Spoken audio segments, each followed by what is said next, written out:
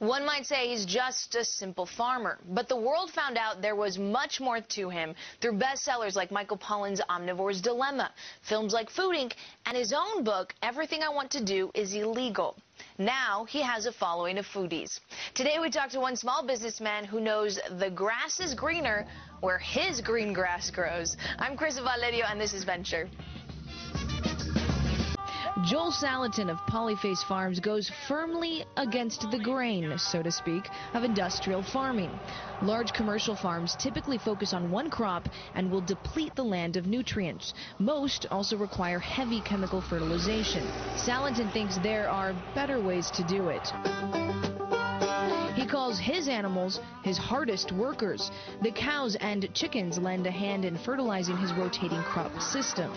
While these happy pigs are destined for the dinner table, he knows you can taste the difference between chickens raised in pens on feed and chickens roaming free. So we have 4 generations living on the farm, and we do pastured chickens, meat chickens. We do salad bar beef. We do pigerator pork and turkeys, pastured turkeys, and forage-based rabbits and lumber and anything else that we can do to Now, Joel, people tuning in right now, they're like, why are we talking to a farmer on Venture, on a business news channel? But the fact of the matter is that your company, this idea, actually, the philosophy became much bigger than the actual business, correct? And that's what kind of just spiraled into this whole idea. So talk to us about the whole philosophy behind, and I know you mentioned this slightly, but give us a physical idea of how this works, how you were able to maintain everything there, and then how that became much bigger than the actual farm. Well, the reason it became much bigger than the actual farm was because it was profitable. And that's the missing link in farming. How many times do farmers go out of complain about not making a profit? And so we direct marketed. We go straight to the customer, right from the farm. So we become the graphics artist, the design specialist, the marketer, the teamster, the processor, okay? So we become that infamous middleman that makes all the profits. That made it more profitable. Then, you use an email system, correct? You also have an email system. We do have a ZenCart email system that our daughter-in-law's designed. And that's how you find your customers. And customers find us by word of mouth. We still reward our customers with free product when they bring us a new customer. That's how we grow. We don't advertise. We do it by word of mouth. And then, of course, the other thing was that we do all of this, what's called stacking, where we don't just have cattle over here and chickens over here and pigs over here. We integrate all of these in a very relational orientation so that there's a symbiosis and a multiplier of the resource base because of the close relationships that we're massaging between animals. And that's profitable. And that's profitable. And that's very interesting. We're going to continue to talk about this business model. We're with Joel Salatin of Polyface Farm in Virginia. Stay with us. You have said that grass is the most fundamental, important thing to the business, to being profitable, to everything. So explain this to us. Aside from the obvious, we were thinking, okay, well, cows eat grass. Yeah, well, the fact is that chickens eat grass too. Even dogs eat some grass. Grass is a perennial. You don't have to plant it. If the animals self-harvest the grass, you don't have to build buildings for the animals to house them, and you don't have to carry their manure out. They spread their own manure. And so the great fertile areas of the world were all built with herbivores and perennials, the buffalo and the American plain. In fact, we are still using the fertility that the buffalo and the perennial built in the Corn Belt. That's the current Corn Belt.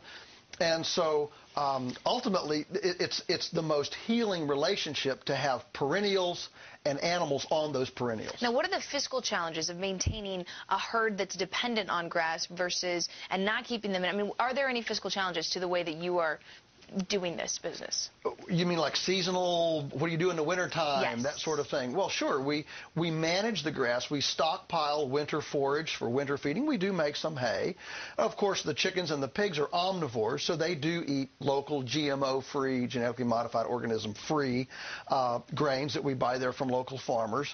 So, there is a mix of herbivore, omnivore, and all of those dietary requirements. But the thing about the grass is that is what contains, that the ingestion of the grass is what has the carotenes, which are the secret to polyunsaturated fat, to riboflavin, to conjugated linoleic acid, and to all these tremendous nutritional things that we're empirically finding are so important for anti-carcinogenic, for keeping your synapses running smoothly. And all of this, of course, is into the marketing of the product and what you're selling. And I want to get into that in a minute. But real quickly, I just want to ask you about the technology, because you guys have kind of been very innovative as well in the technology that you use. And that certainly is, I read in Business Week, to a certain extent, kind of changing the whole small business format of small farms is the technology side. Well, absolutely. It's allowing us to deal with customers, for one thing. The whole internet has allowed us to have real-time contact with customers,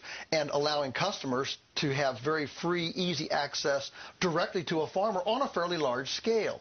The biggest problem in artisanal heritage-based foods has been, how do you scale this? How do you actually displace the confinement animal feeding operations of the world? And using microchip technology in energizers with electric fencing, and polyethylene netting with stainless steel threads running through it to keep foxes out. I mean, and using shock collars to train guard dogs that are nocturnal to keep predators away. You know, for the first time in human civilization, we're able to take this microchip and internet technology, apply it, and actually create a better, a more chicken-friendly environment, a more pig-friendly environment than you could a homestead 100 years ago. So we can fully respect and honor the chickenness of the chicken and the pigness of the pig, and have happier, more sanitary, more ecologically friendly, scalable production models than we could 100 years ago. It's very exciting. So, what is the backlash you've seen from industrial food production side? And I know we were talking about this a little in the break. Fascinatingly, you know, we represent indigenous heritage-based food. You can call it what you will. And as our movement, I'm using our very loosely, the whole sustainable slow food, artisanal heritage-based food movement gains traction and takes market share from the industrial food system, they're coming back at us with things like the new food bills in Congress. So, you know, here we are. And will we survive? I don't know. That is Mr. Joel Salatin. His farm, Polyface in Virginia's Shenandoah Valley. Join us next week for more on Venture.